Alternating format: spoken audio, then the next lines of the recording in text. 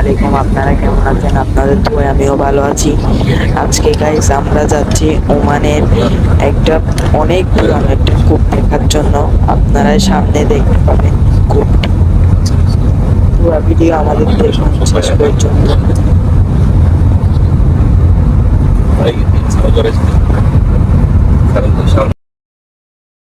Guys আপনারা দেখতেই পাচ্ছেন এখন আমরা কূপের সামনে চলে আসছি।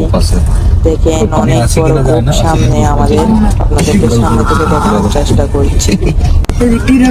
দেখেন গাইস এই সাইডের পাথরের নিচে হলো কূপ।